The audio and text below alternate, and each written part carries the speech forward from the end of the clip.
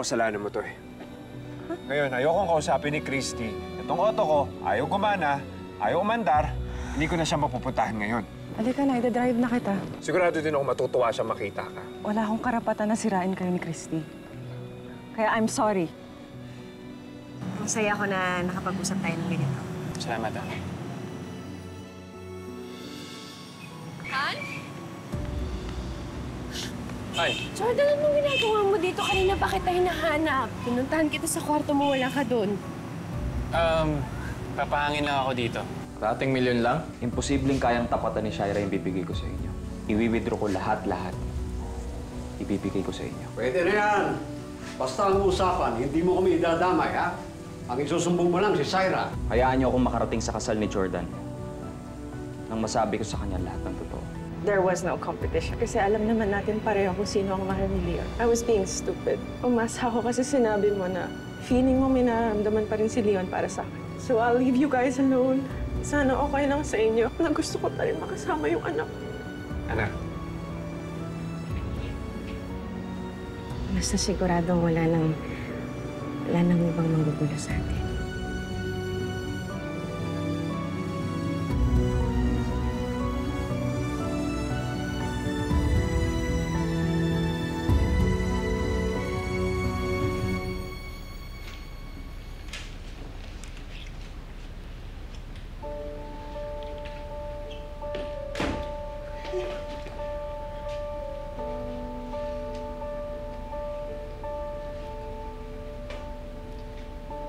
Di ba ba sapat mamaluha sa aking mga mata? Binigay lahat ng kaya sapagkat iniibig ko siya. Di mo ba matatanggap siya'y para sa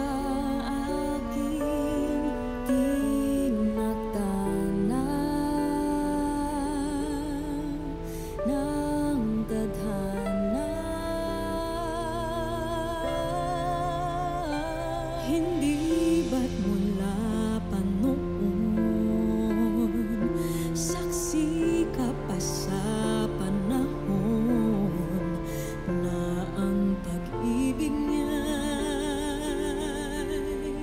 sa akin lang alay. Hindi ko maintindihan bakit sa ay siya pa ang napili mong ibigin. Sa akin siya, oh sa akin siya,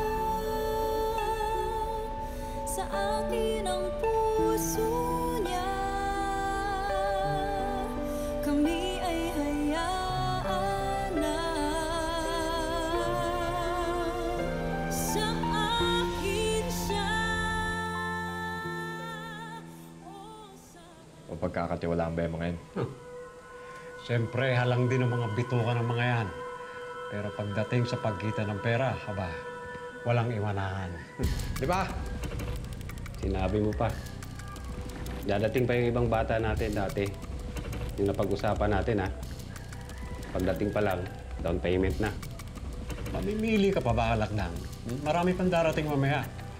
Sarili mo na lang ang pinaglalaban mo, eh. Kailangan natin magparami para lumakas tayo. At kapag lumakas na tayo, mas marami na tayong pagkakakitaan.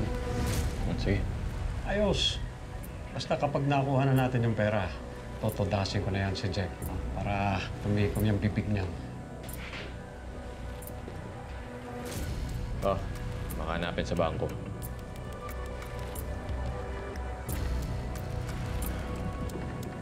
Salamat, ah. Salamat, pinagbigyan niyo yung hiling ko.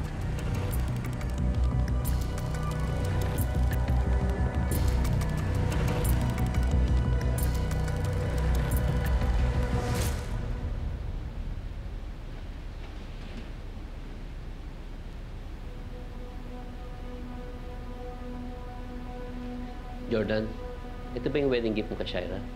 Gusto mo, daling ko na sa kanya?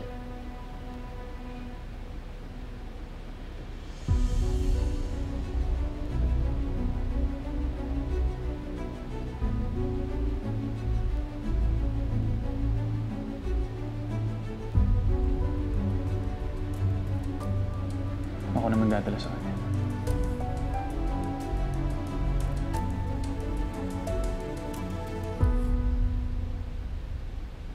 Shaira, maupo ka nga. Mamaya mahulas ka niyan eh. Paparating na yung photographer.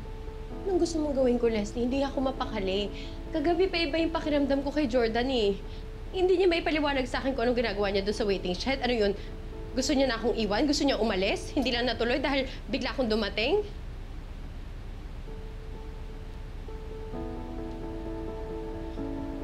Hindi ko alam. Shy.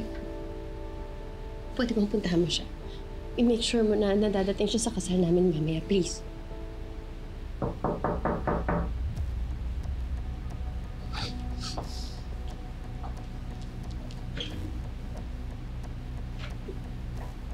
Han? Anong ginagawa mo dito? Shy. I'm sorry if I made you feel unhappy sa wedding day mo. Ha? At narinig ko rin yung usapan niyo. Listen, you don't have to worry. Kasi darating ako sa kasal natin. Tsaka totoo naman,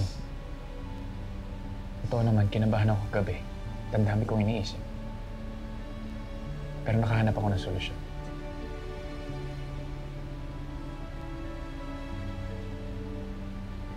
This is my wedding gift for you.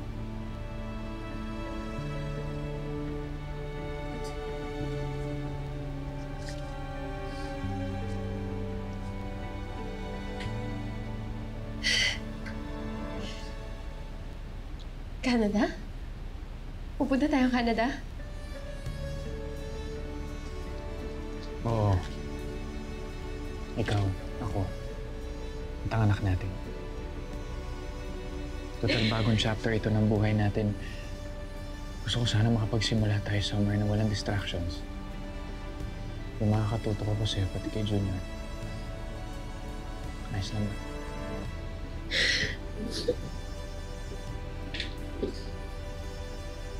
Han, yes. Kahit saan mo gustong pumunta, sasama kami sa'yo ni Junior.